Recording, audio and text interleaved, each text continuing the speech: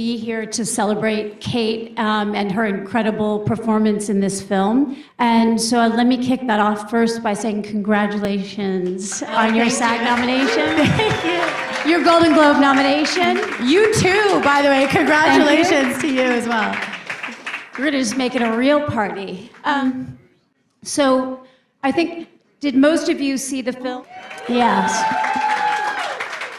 Having known you for quite a while, one of the first things obviously is knowing how much your love of music is and how you have poured yourself into it. I would almost say it's more your first love, almost over. When this came along, tell me, how did that land for you? Like, find something, because I really feel like this role was divine intervention. I cannot imagine anybody else being able to bring her to life. Oh, thanks.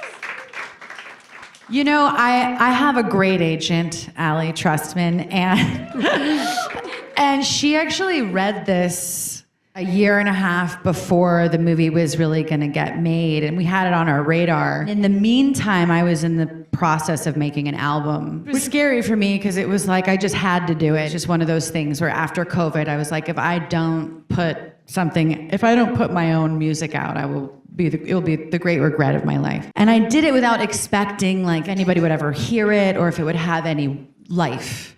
I just did it because I love it so much. And then Hugh actually saw me on CBS Morning talking about how much I love music. And then I got hired off of that interview.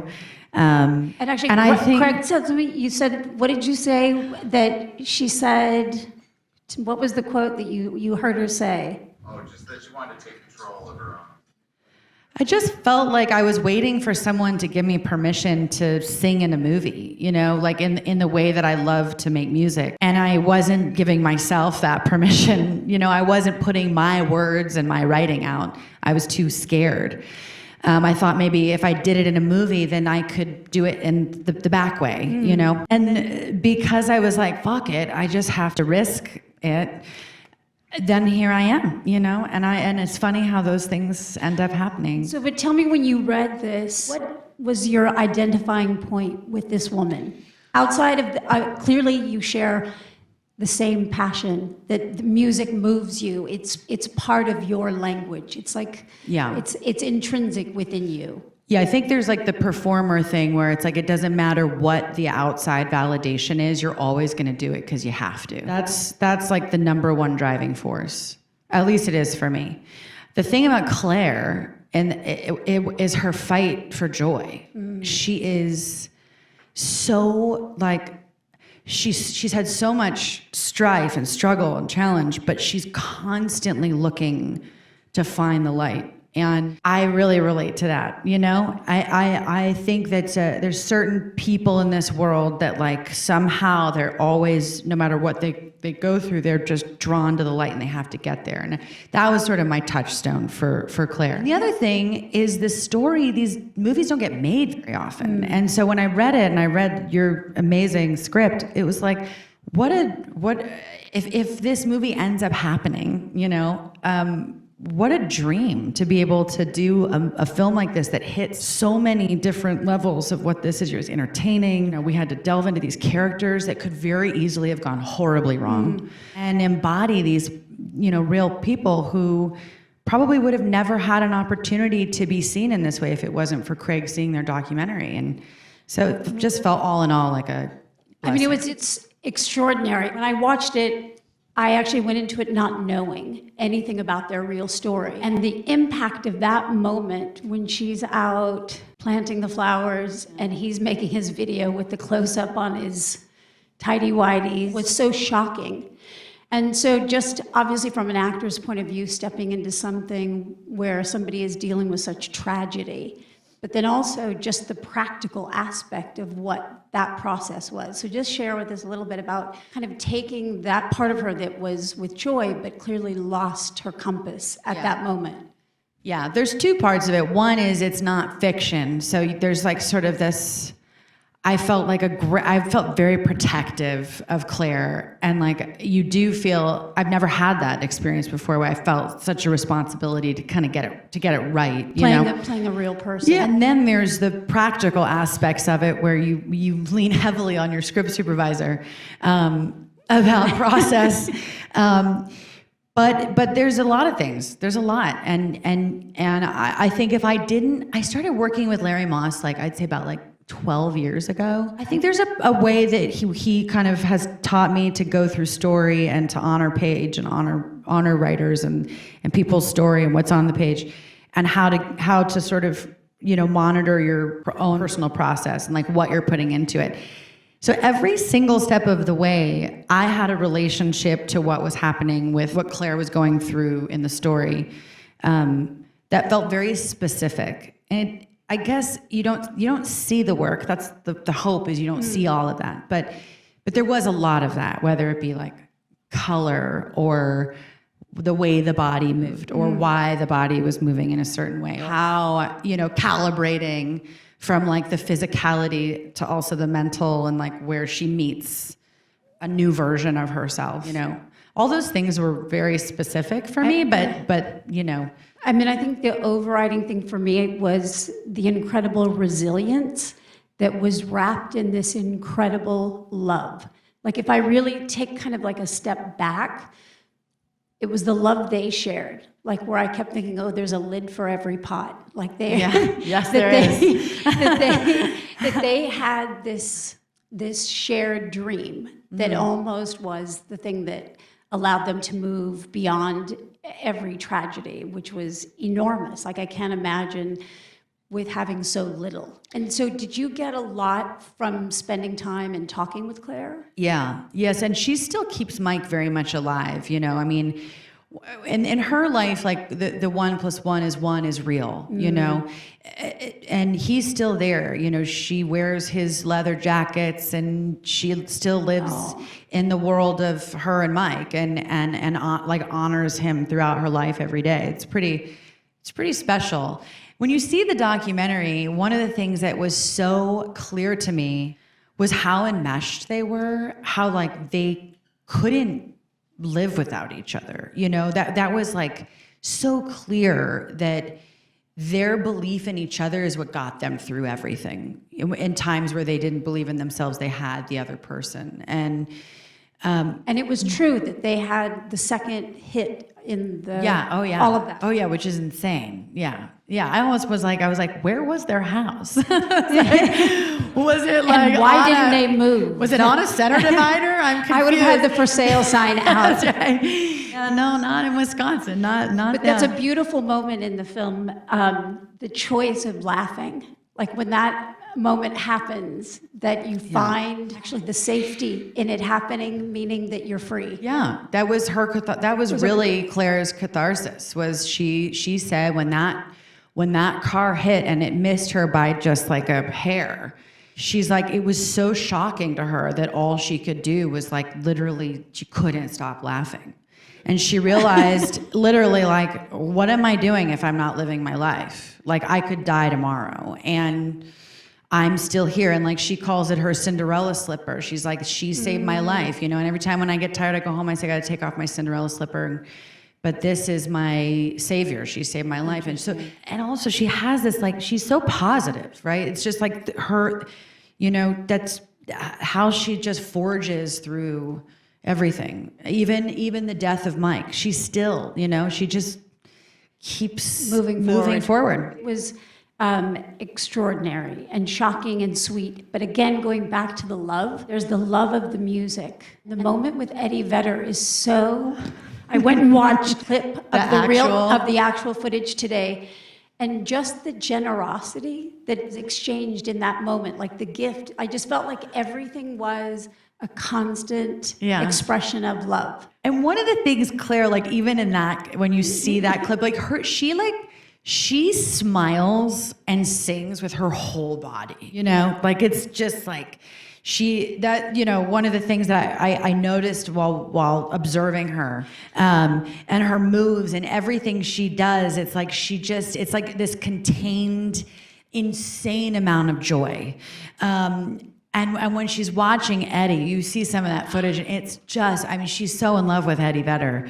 It's so great. It's so who great. they didn't know. And, yeah. But the love, also, there's I so did- many themes of love in this movie. You know, it's like, I said to Hugh when we first started, my biggest fear in this movie was that if we didn't work, the movie wouldn't work, because it hinges on believing that these two people can't exist without each other. That's like, they found each other and they were able to have this life experience that was so big for them. And I was like, I'd never seen Hugh in something like that, and I've never done anything like that. And so we kind of met in this really great time in our life where we really like went there with each other, and it was so, he's just was the best ever. Like I can't even explain what an amazing partner he was. I mean, I think that it translates. I mean, I think you can really feel the safety and the trust that you must have had, because it feels very free, and love feels very genuine. Yeah, it really was. And then you had the theme of the love of music, the love of Neil Diamond, the fandom. And how was it connecting about whether or not musically you would work? Oh. Well, I kind of listened to his voice a little bit before I went into the recording studio, and I was like, I think we're gonna sound all right, you know. But when we went in, Craig put us on a little sofa and didn't put us in isolation booth, and we just kind of sat next to each other and played around, and that was the first time we met. And when we started to record Holly Holy, which is the scene in the when we kind of come back, when we were recording that song, was sort of when we both were like, oh, there's something happening here that really feels really good.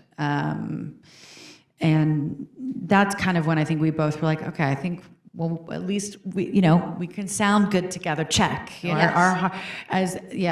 our blend Your blend worked. worked. Yeah. It did work. Yeah, it was fun. He's such an entertainer. Oh my God, Hugh.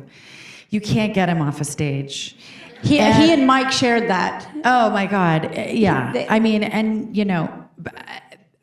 well, since we've been doing all of this press, like if I walk into a bar and we're doing press together and there's like a live band, I get nervous because I'm like, oh my God, we're gonna have to sing Sweet Caroline. And he's just ready to go. He'd be on this bar. So good. Yeah. He just loves it, and it's pure. It's as pure as can be. So it definitely rubbed off on me too. I like to hear questions from everybody out here, if anybody has a question that they'd like to ask. What did it teach you about loss in the sense of physical loss of your body? Because we take it for granted. You know, sometimes you stub a toe and go, oh my God, I can't walk. Even though you were just pretending, going through that experience, did it give you a sensitivity to things that maybe you weren't as aware of before? Of course, I think it's why we love making movies. You know, we love that aspect of getting to know things that hopefully, you know, that are not something you'd experience, but that you get to portray as like a privilege. This movie had that kind of feeling where when we were doing it, you know, we were small quarters. So like I remember in the bedroom when I had to forget and I fell. I remember like being on the ground, and it's just moments where you're like, oh, just end up like kind of crying for a little bit, even though that's not what you're doing in the movie. You just sort of like you're empathetic, your nervous system kind of shifts and changes, and I've never had that experience before where I really like had to sit and kind of download after going to certain places with Claire's, you know, where she went, because I've never had that experience, you know. I also think a lot of the stuff is just, again, it's just a trust, you know, when you're working with people that you can trust, you can kind of take whatever layers it is that makes you feel like you'd be afraid to go to certain places. You can just let them go. It was really, really lovely for me to be able to do. In that scene, I swear, I kept hoping it was a dream. When she falls, I kept thinking, no, it's a dream, and then you fall. Yeah. Good choice, Craig. I just wanted to say that it's sometimes such a risk to do something that's life-affirming, especially right now. And I really, really salute you guys. I was just going to say,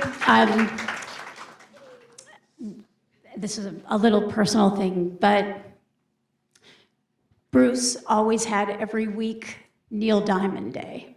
So I just want to bring in and say, watching the movie just kept reminding me when he would blast Neil Diamond, and I'd say, what's going on? And he said, no, it's Neil Diamond Day. And, you know, to your point, like the generosity of what this film is, what your performance is, Hugh's, also the kids were extraordinary. So great. Ella Anderson is such a talent. So much fun to work with her. She's so great. And, Jim Belushi. Jen Belushi. Come on! He is wild. I love that man. Always has a cigar in his mouth. Okay. You know, he's down. He hasn't changed. He hasn't changed. No, it was amazing, amazing. Everybody was so great, and everybody was musical, which was really fun. So like we had a lot of fun times when we were All kind of together. just waiting around. Yeah. So the only thing I haven't asked you about, Deshara, is just in stepping into this particular accent. Oh, Because it was... I love doing accent. Well, you I did just it. You never did got- it very well.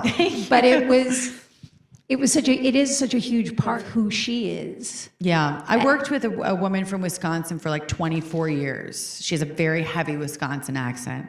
So I got really lucky that I had a base Ear for it. I had an Yeah. ear for Wisconsin, but also it's fun. It's musical, you know. It was so much fun getting that kind of, you know, how specific it is too. And Claire has a very specific way of speaking.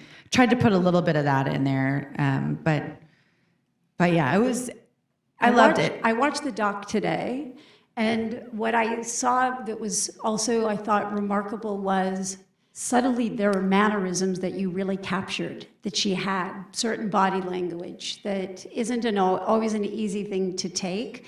And in some ways, it wouldn't have mattered because it's not as if the masses know them. Obviously, locally, they were quite well known, but just it's something anybody hasn't really seen. You did an impeccable job. Thank you. Yes. There was she has some great moves, right? She loves her shoulder moves and she loves her tambo, and she's all up here, you know, even before the leg accident. Yeah. And every once in a while it's like her body has so much like energy that needs to get out, but she doesn't like exert it all. It just sort of like hits in these little like moves.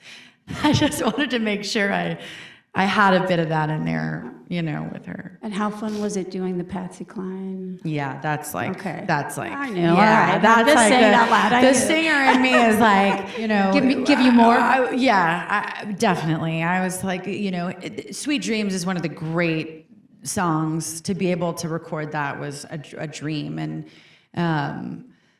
to have that be a part of that sequence and everything is like, it's the things that when you're a little girl and you dream of being on screen, you're like, God, I wish I get to do something like that one day, you know? And it felt that way when we were shooting it. I was it was a bit of a pinch me Moment. Yeah.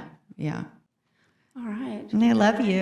I love you. I'm so proud to be able to be here for you. I love you. Thank you so much for coming.